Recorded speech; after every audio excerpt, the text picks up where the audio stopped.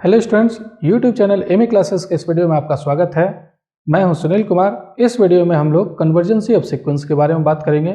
मैं बताऊंगा convergent sequence का क्या डेफिनेशन है, लिमिट ऑफ सीक्वेंस क्या होता है, डाइवर्जेंट सीक्वेंस को कैसे डिफाइन किया गया है, सभी का डेफिनेशन विथ एग्जाम्पल हम लोग देखेंगे। लेकिन आप सभी की जानकारी के लिए मैं बता दूँ कि यह वीडियो मेरा रियल एनालिसिस के पेड कोर्स का एक पार्ट है। अगर रियल एनालिसिस का पूरा कोर्स आपको पढ़ना है तो एक मोबाइल एप्लीकेशन आप डाउनलोड कर लीजिए। मोबाइल एप्लीकेशन का नाम है एमए क्लासेस, लिंक डिस्क्रिप्शन में दिया हुआ है, आप वहां से डाउनलोड कर सकते हैं। और वहां पर बहुत कम प्राइस में मैं इसको अवेलेबल करवाया हूं, तो आप वहां से उसको परचेज करके पढ़ सकते हैं रियल एनालिसिस पूरा पार्ट। तो चलिए अब सबसे पहले हम लोग कन्वर्जेंट सीक्वेंस को डिफाइन करते हैं।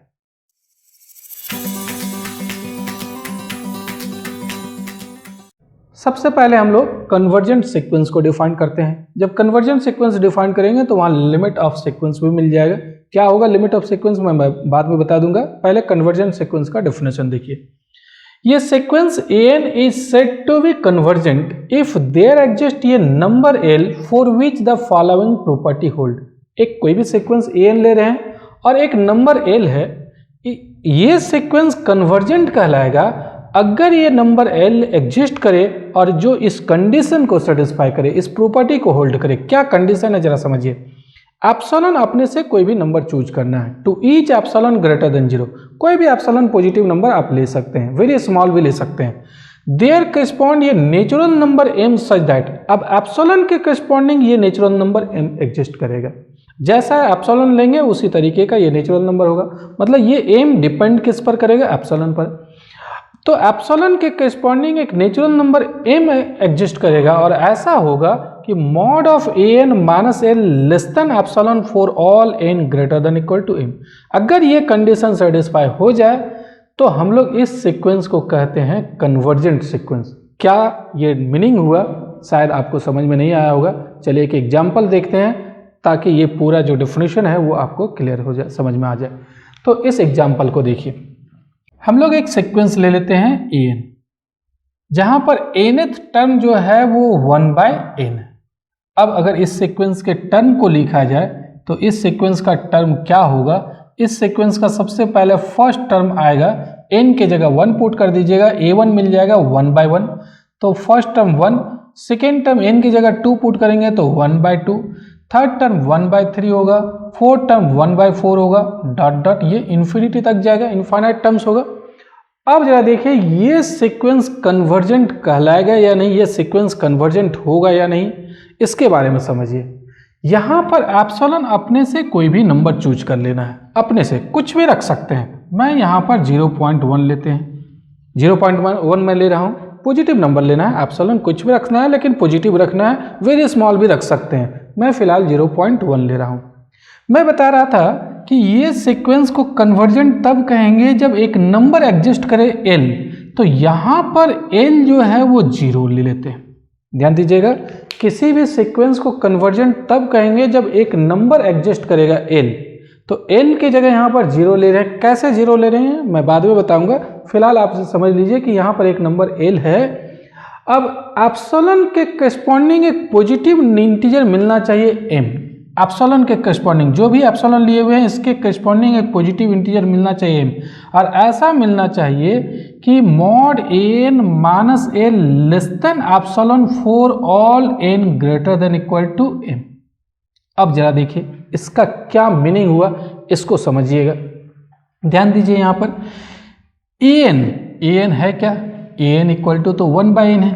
यहाँ पर an के जगह हम लोग 1/n लिख सकते हैं। n की जगह क्या है 0 है, और लेस देन एप्सिलॉन की जगह क्या है 0.1 for all n greater than equal to m। यहां पर देखिए 1/n में 0 सब्ट्रैक्ट करेंगे 1/n ही होगा, और 1/n तो पॉजिटिव होगा, n की जगह कोई भी नेचुरल नंबर बैठाएंगे तो ये पॉजिटिव होगा।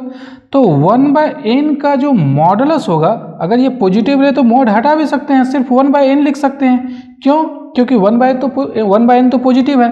अगर x ग्रेटर देन 0 रहता है तो मॉड x का वैल्यू तो सिंपली x होता है। तो यहाँ पर 1/n जो आ रहा है वो तो पॉजिटिव है, इसीलिए मॉड हटा दिए।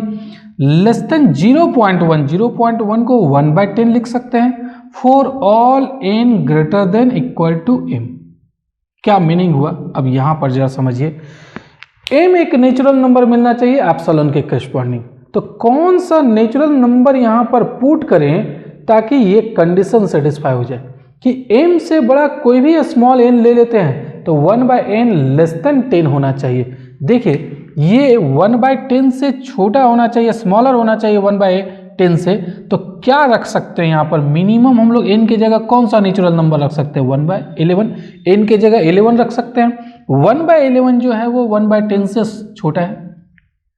कम से कम हम लोग यहाँ पर 11 रख सकते हैं, यहाँ पर हम लोग 10 नहीं रख सकते, 10 रखने से दोनों इक्वल हो जाएगा।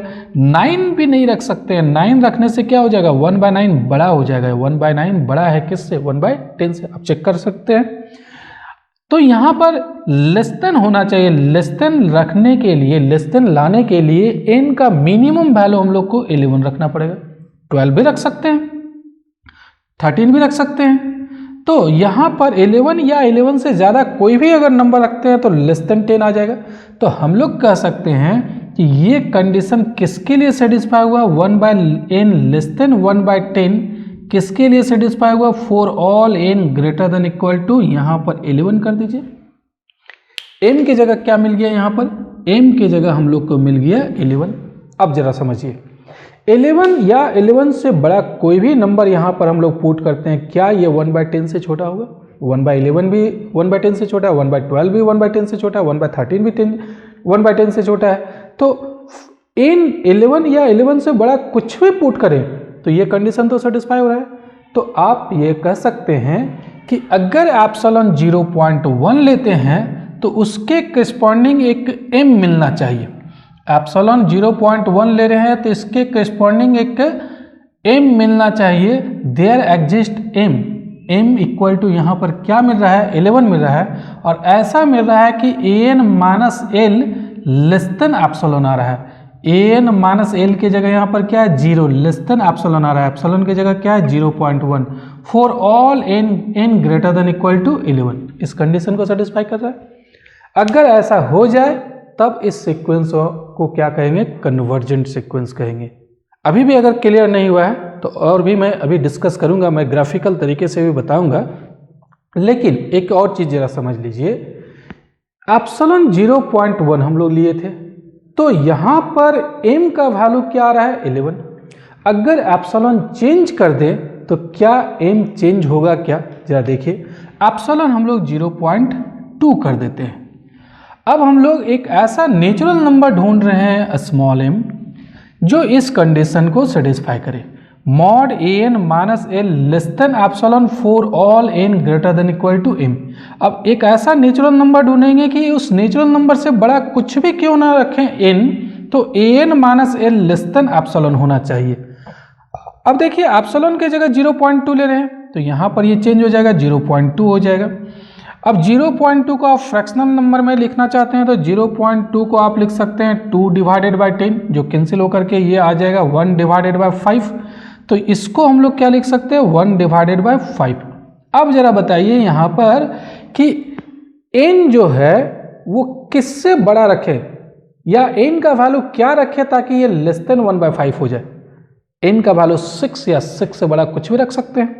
1/6 जो है वो भी 1/5 से स्मॉलर है, 1/7 जो है वो भी 1/5 से स्मॉलर है, 1/8 भी 1/5 से स्मॉलर है। तो यहाँ पर n की जगह 6 या 6 से बड़ा कुछ भी रख सकते हैं। तो यहाँ जो स्मॉल m है, स्मॉल m की जगह हम लोग क्या लिख सकते हैं 6। अब देखिए अगर ये 6 लिख दे n greater than equal to 6 के लिए सेटिस्फाई हो जाएगा। यहाँ पर हम लोग 6 भी बैठा सकते हैं या 6 से बड़ा भी बैठा सकते हैं। तो यहाँ पर स्मॉल m की जगह क्या मिल गया 6 मिल गया। तो जब एप्सिलॉन हम लोग चेंज किए 0.1 के बदले 0.2 ले लिए तो यहाँ पर m तो चेंज हो गया, m का वैल्यू 6 हो गया, पहले m का वैल्यू 11 था। तो हम लोग देख रहे हैं कि m किस पर डिपेंड कर रहा है एप्सिलॉन पर। अब जरा ग्राफिकल तरीके से इसको समझिए और भी क्लियर हो जाएगा। जरा ध्यान दीजिएगा, ग्राफिकल तरीके से समझिए। यहाँ पर कन्वर्जेंट सीक्वेंस किसको कहते हैं, कब कन्वर्जेंट कहेंगे, इसको ग्राफिकल तरीके से भी देख लीजिए एक बार। देखिए यहाँ पर मैं लिख रहा हूँ कि सीक्वेंस an जो है वो कन्वर्जेंट कब होता है, जब एक रियल नंबर l हो एल एक रियल नंबर एग्जिस्ट करे, और ऐसा एग्जिस्ट करना चाहिए कि एप्सिलॉन कोई भी हम लोग पॉजिटिव नंबर ले लेते हैं, देयर एग्जिस्ट ये नेचुरल नंबर एम जो है वो एक नेचुरल नंबर मिलना चाहिए, सच दैट कैसा मिलना चाहिए कि mod N minus L less than epsilon for all N greater than equal to M. अब इसका मीनिंग क्या हुआ, इसको हम लोग कैसे लिख सकते हैं, इसको लिख सकते हैं L minus epsilon less than N less than L plus epsilon. ये आप लोग इनइक्वलिटी में पढ़ चुके होंगे कि mod N minus L less than epsilon है तो एन का जो वैल्यू होगा वो एल माइनस एप्सिलॉन और एल प्लस एप्सिलॉन के बीच में होगा। इससे रिलेटेड भी मेरा एक वीडियो है यूट्यूब पर, आप उसको भी देख सकते हैं, वहाँ पर मैं बता चुका हूँ इसके बारे में कि एन माइनस एल जो है वो लेस देन अगर एप्सिलॉन है तो एन का जो वैल्यू होता है वो एल माइनस एप्सिलॉन और एल प्लस एप्सिलॉन के बीच में होता है for all N greater than equal to M. अब यहाँ पर क्या मतलब हुआ, जैसे देखिए मान लेते हैं ये है फर्स्ट टर्म, ये है सेकेंड टर्म, ये है थर्ड टर्म, ये है फोर्थ टर्म, यहाँ पर सपोज कर लेते हैं कि ये फोर्थ टर्म है और यहाँ पर एल है, ये एल है, एल एक रियल नंबर है। तो ये a1 a2 a3 a4, अब क्या आप देख पा रहे हैं यहाँ पर क्या है कि ये दूरी जो था दो टर्म के बीच में ज़्यादा था, जैसे ही आगे गए दूरी थोड़ा कम हो गया, अगला टर्म पर गए और दूरी कम हो गया, a5 पर जाएंगे तो और दूरी कम हो गया, मान लीजिए a5 हो गया, a6 आ जाएगा, यहाँ a7 आ जाएगा, a8 आ जाएगा, a9 a10 a11 a12 जितना भी टर्म है सब अब यहीं पर आ गया। तो मान लेते हैं एप्सिलॉन जो है वो सपोज करते हैं यहाँ से यहाँ तक का जो दूरी है वो एप्सिलॉन है, सपोज कीजिए, फिलहाल मैं यहाँ पर समझा रहा हूँ, अभी थोड़ा सा बड़ा ही दिखा रहा हूँ लेकिन एप्सिलॉन छोटा भी हो सकता है कि यहाँ से यहाँ तक का जो दूरी है वो एप्सिलॉन है। तो ये जो पॉइंट आएगा वो एल माइनस एप्सिलॉन हो जाएगा, ध्यान दीजिएगा ये एल है और ये जो डिस्टेंस है वो एप्सिलॉन है तो ये एल माइनस एप्सिलॉन हो जाएगा। जब आगे इतना ही डिस्टेंस पर हम लोग आगे पहुंचेंगे जो एप्सिलॉन है तो ये पॉइंट जो आएगा वो एल प्लस एप्सिलॉन हो जाएगा। अब जरा सा ध्यान दीजिए, ये जो सीक्वेंस हम लोग एन ले रहे हैं वो सीक्वेंस का टर्म, पहला टर्म यहाँ है, दूसरा यहाँ है, तीसरा यहाँ है, फिर चौथा यहाँ है, पांचवा, छठा, सातवां, आठवां, जितना भी टर्म है अब सब एल के नेबरहुड में है, मतलब एल के इर्द गिर्द ही अब धीरे धीरे क्लोज हो गया है। तो क्लोज हो गया तो सब इसी के आसपास है, सब इसी के आसपास है। तो हम लोग कह सकते हैं कि थर्ड टर्म के बाद जितना भी टर्म है, थर्ड टर्म के बाद तीन ही टर्म जो है वो एल माइनस एप्सिलॉन और एल प्लस एप्सिलॉन से बाहर है। ये एल माइनस एप्सिलॉन हो गया, ये एल प्लस एप्सिलॉन हो गया, इससे बाहर मात्र तीन ही टर्म है, बाकी जितना भी टर्म है सब तो L minus epsilon L plus epsilon के बीच में है। तो हम लोग कह सकते हैं कि L minus epsilon less than N less than L plus epsilon for all N greater than equal to 4 या 4 से बड़ा कुछ भी पुट कीजिए, n की जगह 4 पुट करते हैं तो a4 इसी के बीच में आया, l minus epsilon l plus epsilon के बीच में। n अगर 5 पुट करते हैं, 4 से बड़ा कुछ भी पुट कर दीजिए, 5 पुट करेंगे तो a5 जो होगा, यहाँ n की जगह 5 पुट करेंगे तो a5 l minus epsilon l plus epsilon के बीच में आएगा, a5 भी यहीं पर आएगा, a6 भी, a7 a8 a9 a10 a11 जितना भी सीक्वेंस का टर्म है 4 या 4 से ज़्यादा पुट करने पर जो भी टर्म मिल रहा है वो सभी टर्म इसी के बीच में आ रहा है, तब हम लोग कहेंगे कि ये सीक्वेंस कन्वर्जेंट हो गया। और इस एल को कहते हैं लिमिट ऑफ सीक्वेंस, इस एल को क्या कहेंगे, लिमिट ऑफ सीक्वेंस। लिखेंगे ऐसे, limit N tends to infinity of N equal to L, L को लिमिट ऑफ सीक्वेंस कहते हैं। तो जरा फिर से एक बार ध्यान दीजिएगा, क्या कहना है, कन्वर्जेंट सीक्वेंस किसको कहते हैं? कन्वर्जेंट सीक्वेंस उसको कहेंगे जब एप्सिलॉन के करस्पॉन्डिंग कोई पॉजिटिव नंबर मिल जाए, पॉजिटिव नेचुरल नंबर मिल जाए और ऐसा मिले जो इस कंडीशन को सेटिस्फाई करे। और इस कंडीशन का रफली मीनिंग आप जरूर याद रखिएगा, इसका मीनिंग यही हुआ कि कुछ टर्म एल के नेबरहुड से बाहर होगा, epsilon neighbourhood, L minus epsilon और एल प्लस एप्सिलॉन, उस नेबरहुड से कुछ टर्म बाहर होगा, बाकी सारा टर्म उसी नेबरहुड में होगा। सिर्फ यहाँ पर 3 टर्म बाहर है, बाकी सारा टर्म उसी में, लेकिन वो 3 टर्म जो है वो डिपेंड किस पर कर रहा है, एप्सिलॉन पर। एप्सिलॉन को अगर हम लोग छोटा कर दें तो टर्म की संख्या, बाहर रहने वाले टर्म की संख्या ज़्यादा हो सकता है, एप्सिलॉन को बड़ा कर दे तो टर्म की संख्या कम हो सकता है। कैसे, जरा समझिए। अभी इतना डिस्टेंस हम लोग लिए थे, एप्सिलॉन तो कम कर सकते हैं, एप्सिलॉन हम लोग मान लेते हैं ये एल है, और एप्सिलॉन यहाँ से यहाँ तक का ही दूरी लेते हैं, यहाँ से यहाँ तक, तो ये हो जाएगा उस समय एल माइनस एप्सिलॉन, और ये हो जाएगा एल प्लस एप्सिलॉन, ये वाला हो जाएगा। तो अब टर्म तो आपका A1 A2 A3 A4 A5, ये A5 मान लेते हैं, A5 भी बाहर चला गया, A5 भी बाहर चला गया। उसके बाद A6 यहाँ, A7 A8 A9, तो यहाँ पर 5 टर्म इससे बाहर चला गया। L minus epsilon L plus epsilon के नेबरहुड जो आ रहा है, इंटरवल जो बन रहा है, उससे बाहर 5 टर्म्स चला गया, यानी कि यहाँ पर n greater than equal to 6 होगा। 6 से या 6 के बाद वाला जितना भी टर्म है, 6 टर्म 7 टर्म 8 टर्म, वो सब अब यहाँ पर आ रहा है। तो वो डिपेंड किस पर कर रहा है, यहाँ पर जो नंबर आ रहा है स्मॉल m, वो डिपेंड कर रहा है एप्सिलॉन पर। तो एप्सिलॉन जैसा लेंगे उसी तरीके से ये नेचुरल नंबर हम लोग को m एग्जिस्ट करेगा। अभी जो मैं एग्जाम्पल बताया था, उस एग्जाम्पल को भी जरा समझ लीजिए नंबर लाइन पर, तो और क्लियर हो जाएगा। मैं अभी बता रहा था कि ये जो सीक्वेंस है 1, 1/2, 1/3, 1/4, ये कन्वर्जेंट सीक्वेंस है।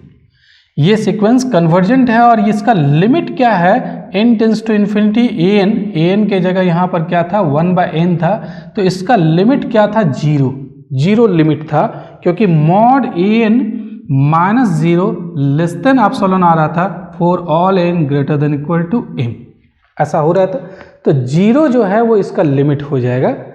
तो ये कन्वर्जेंट सीक्वेंस था। अब जरा ध्यान दीजिए, यहाँ पर जो मैं बता रहा था कि ये 0 n की जगह क्या है 0 के नेबरहुड में सारा टर्म होगा, कुछ ही टर्म 0 के नेबरहुड से बाहर होगा, एप्सिलॉन नेबरहुड से कुछ ही टर्म बाहर होगा। कैसे, जा समझिए। यहाँ पर सबसे पहला फर्स्ट टर्म क्या है, यही फर्स्ट टर्म है 1, फर्स्ट टर्म यहाँ पर है 1, ये A1 है।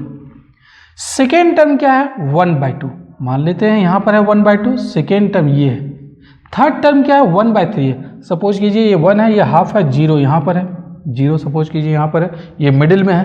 तो थर्ड टर्म 1/3 कहाँ पर है, थर्ड टर्म आपका हो जाएगा 1/3 इधर आएगा, ये थर्ड टर्म है। फोर्थ टर्म कहाँ होगा 1/4 होगा, 1/4 मतलब 0 और 1/2 के बीच में आएगा, फोर्थ टर्म यहाँ पर आ जाएगा, ये फोर्थ टर्म हो गया। फिफ्थ टर्म कहाँ पर होगा, फिफ्थ टर्म 1/5 आएगा, 1/5 सपोज कीजिए यहाँ पर है, ये 1/5 है, ये फिफ्थ टर्म हो गया। सिक्स टर्म कहाँ पर होगा, सिक्स टर्म और अब धीरे धीरे क्लोज होते जा रहा है, ये है 1/6। तो धीरे धीरे 1/7, 1/8, 1/9। 0 के बाद कोई टर्म है क्या, इसमें कोई नेगेटिव टर्म है क्या, 0 के पहले कोई भी टर्म नहीं है, इधर कोई भी टर्म नहीं है। कैसे, कोई भी टर्म तो नेगेटिव नहीं है। तो यहाँ पर आप देखिए इस नंबर लाइन पर जो भी टर्म होगा ये 0 के उधर ही होगा, इधर तो है नहीं। तो ये 6 टर्म है, 7 term, 8 term, 9 term, 100 term, 1000 term जो होगा वो सब भी जो है वो 0 के नेबरहुड में ही आ जाएगा। यहाँ पर इधर तो कोई टर्म आ नहीं रहा है। तो आप देख रहे हैं कि पहला टर्म यहाँ था, दूसरा टर्म यहाँ था, दूरी यहाँ पर ज़्यादा था, तीसरा का दूरी कम हो गया, चौथा का दूरी, अब इस दोनों के बीच का दूरी कम हो गया, धीरे धीरे कम होते जा रहा है, और सारा टर्म यहीं 0 के नेबरहुड में आ जाएगा। अब मान लीजिए यहाँ से यहाँ तक हम लोग एप्सिलॉन अगर ले लेते हैं, यहाँ से यहाँ तक, तो ये जो पॉइंट आएगा ये हो जाएगा एल प्लस एप्सिलॉन, और इतना ही दूरी पर इधर पॉइंट लेंगे तो वो एल माइनस एप्सिलॉन। तो क्या यहाँ पर ही सारा टर्म आ जाएगा कुछ टर्म को छोड़ करके, जैसे ये फोर्थ टर्म जो है 4 टर्म को आप छोड़ दीजिए, तो बाकी 5वां टर्म के बाद या 6ठा टर्म के बाद जो है वो सब इसी पर आ जाएगा।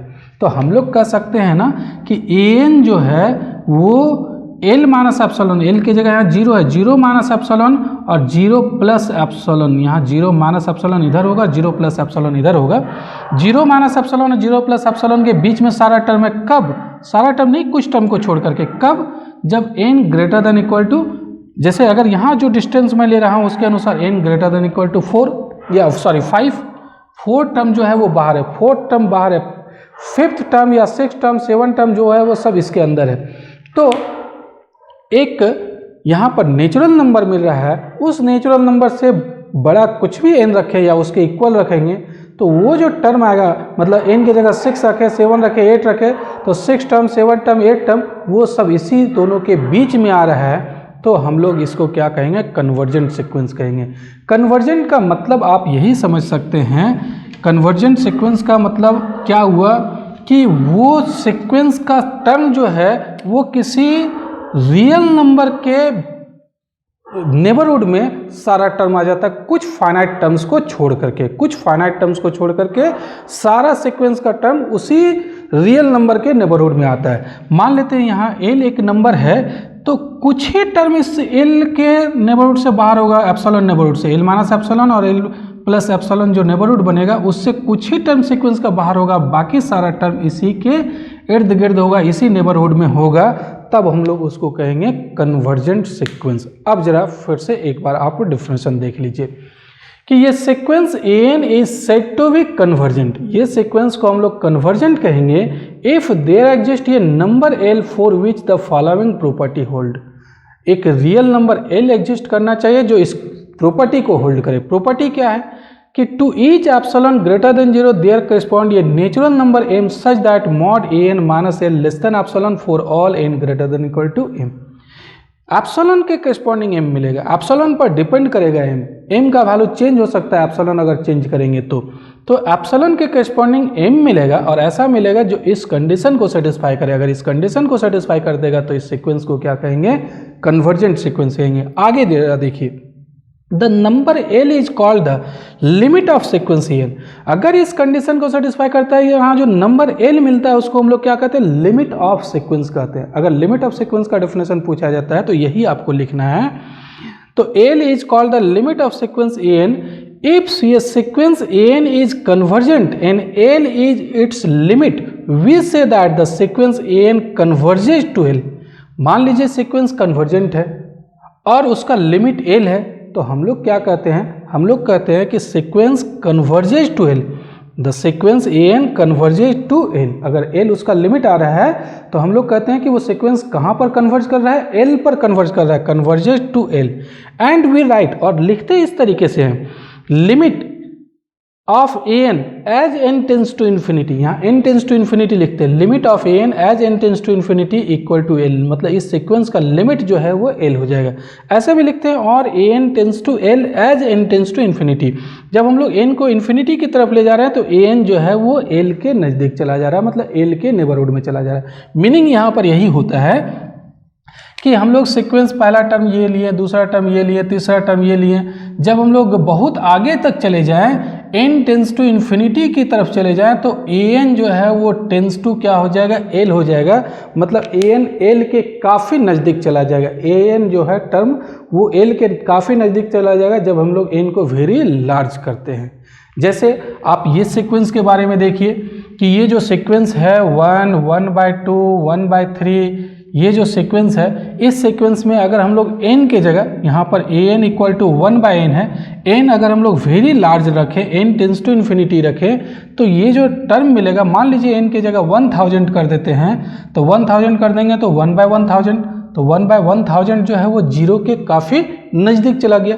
तो जिसके नज़दीक जाएगा वही उसका लिमिट हो जाएगा, यानी कि इस सीक्वेंस का लिमिट क्या हो जाएगा, अगर इसकी बात करें n tends to infinity an तो इसका लिमिट जीरो हो जाएगा, जीरो पर कन्वर्ज करेगा, ये कन्वर्जेंट सीक्वेंस हो जाएगा और ये कन्वर्ज जीरो पर करेगा।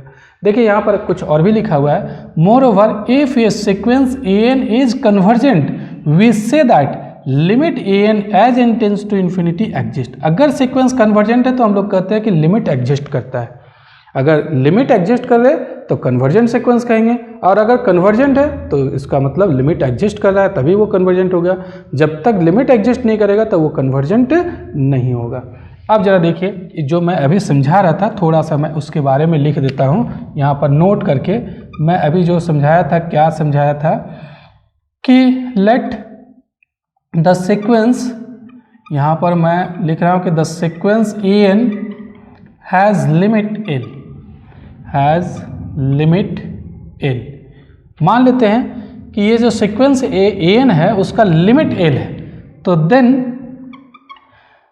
For each epsilon greater than zero, for each epsilon greater than zero, कोई भी एप्सिलॉन लेते हैं, देयर एग्जिस्ट ये positive integer M belongs to capital N.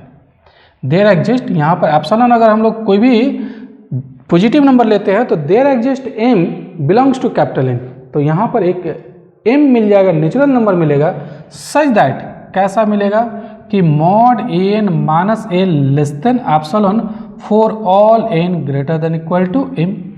अब इसका मतलब यहाँ पर क्या हो जाएगा, इसका मतलब हो जाएगा कि l minus epsilon less than an less than l plus epsilon for all n greater than equal to m, जो मैं अभी समझा चुका हूँ। और इसको आप ऐसे भी कह सकते हैं कि an belongs to l minus epsilon l plus epsilon for all n greater than equal to m।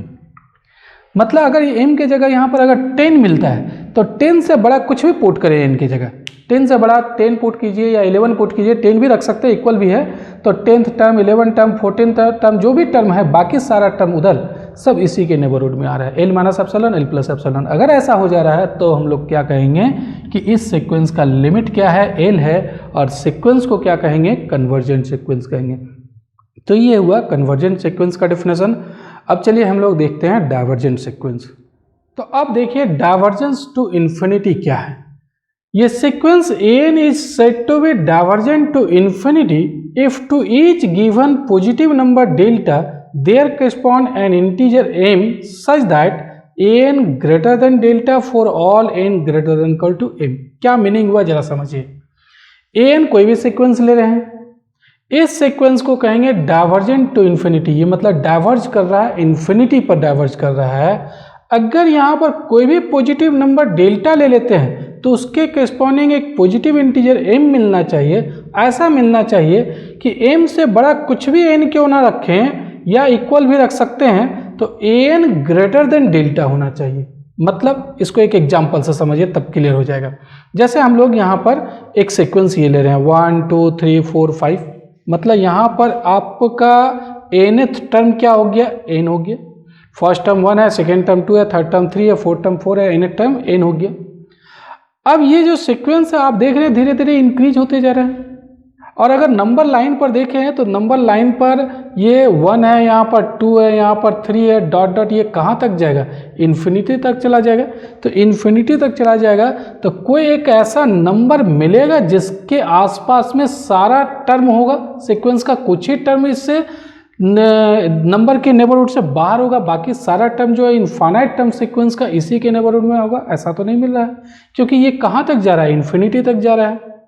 इसका मतलब यही हुआ, डाइवर्जेंट टू इन्फिनिटी का मतलब यही हुआ कि ये जब हम लोग सीक्वेंस देखेंगे तो धीरे धीरे बढ़ते बढ़ते वो कहाँ तक चला जाएगा, इन्फिनिटी तक चला जाएगा।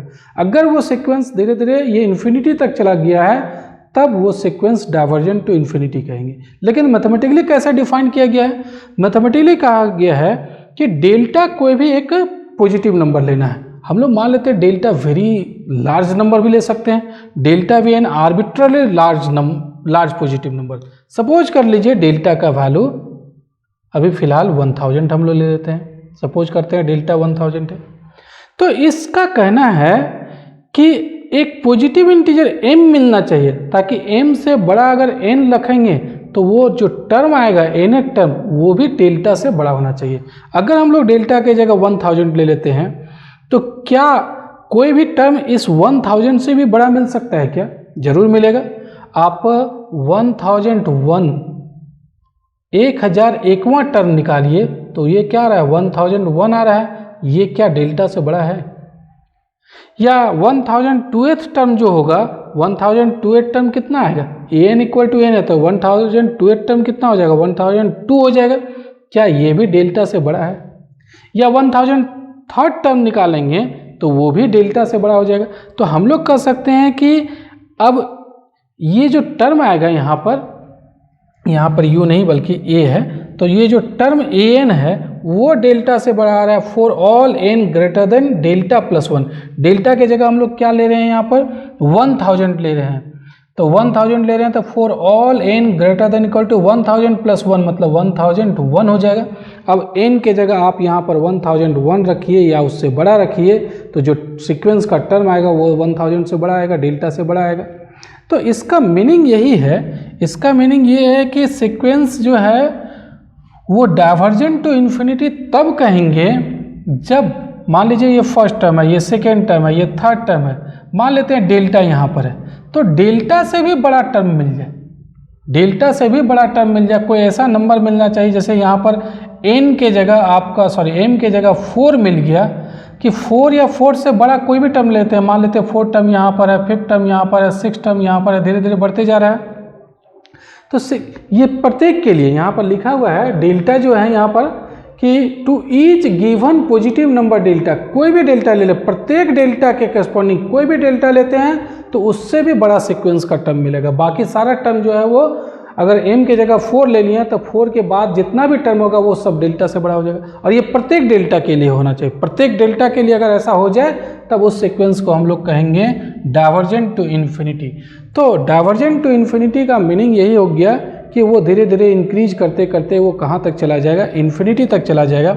वैसे केस में हम लोग लिखते हैं कि and in symbol we write limit an as n tends to infinity equal to infinity, ऐसे लिखते हैं।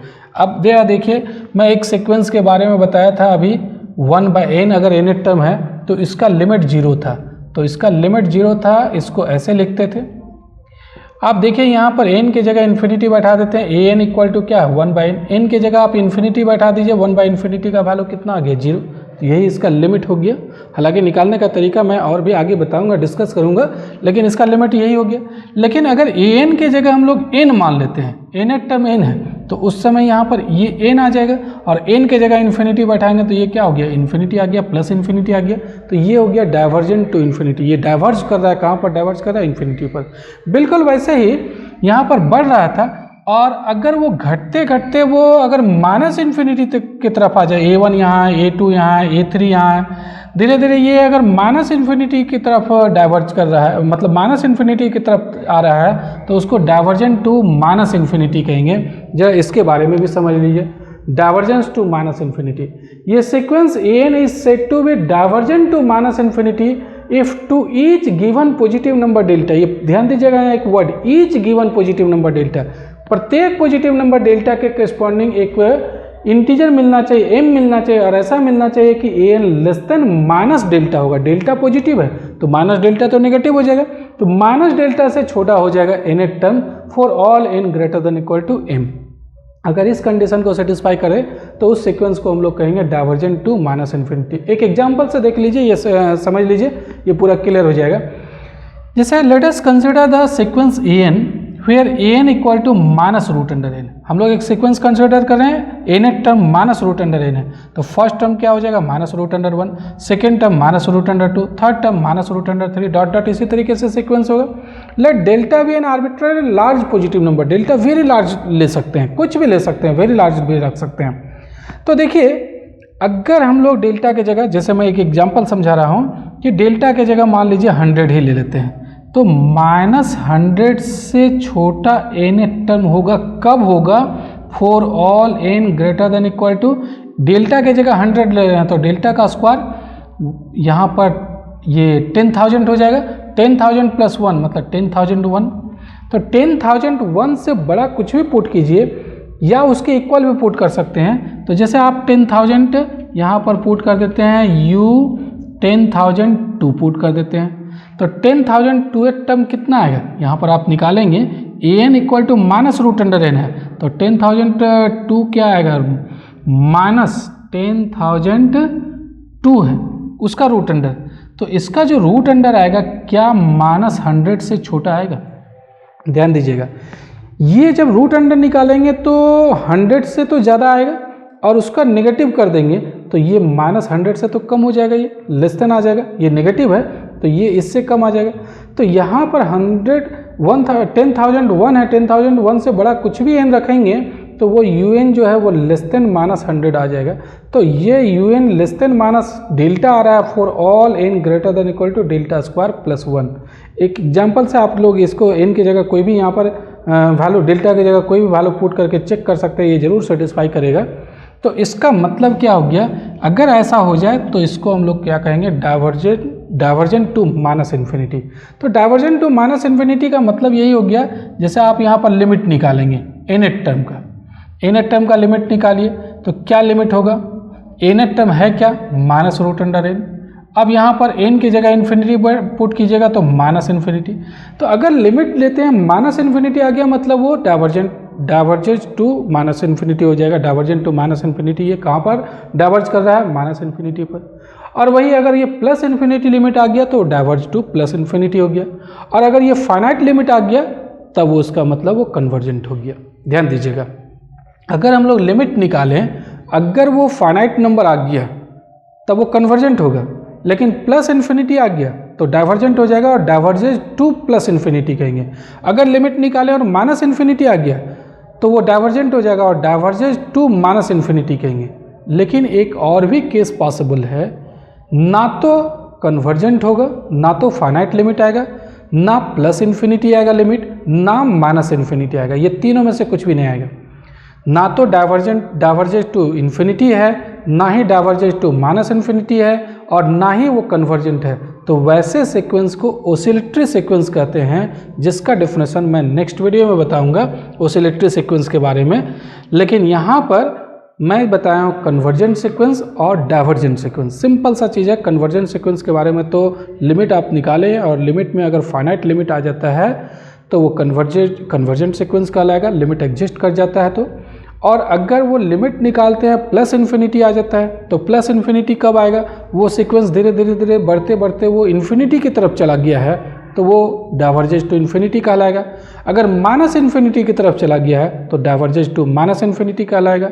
जैसे यहाँ पर आप देख रहे हैं धीरे धीरे ये सीक्वेंस कहाँ जा रहा है, -√1, -√2, -√3, धीरे धीरे ये -√, इन्फिनिटी की तरफ जा रहा है तो डाइवर्जेज टू -√, इन्फिनिटी। यहाँ पर आप देख रहे हैं ये सीक्वेंस धीरे धीरे बढ़ते बढ़ते कहाँ जा रहा है, प्लस इन्फिनिटी की तरफ जा रहा है तो डाइवर्जेज टू प्लस इन्फिनिटी हो जाएगा। ऐसे मैथमेटिकली ऐसा डिफाइन किया गया है, लेकिन मीनिंग वही हुआ। लिमिट आप निकालेंगे तो अगर वो प्लस इन्फिनिटी आ गया तो diverges to plus infinity, minus infinity आ गया लिमिट तो diverges to minus limit infinity. तो मैं नेक्स्ट वीडियो में ओसिलेटरी सीक्वेंस के बारे में बताऊंगा। आज इस वीडियो में बस यहीं तक। चलिए मिलते हैं नेक्स्ट वीडियो में। इस वीडियो को देखने के लिए बहुत बहुत धन्यवाद। Thank you.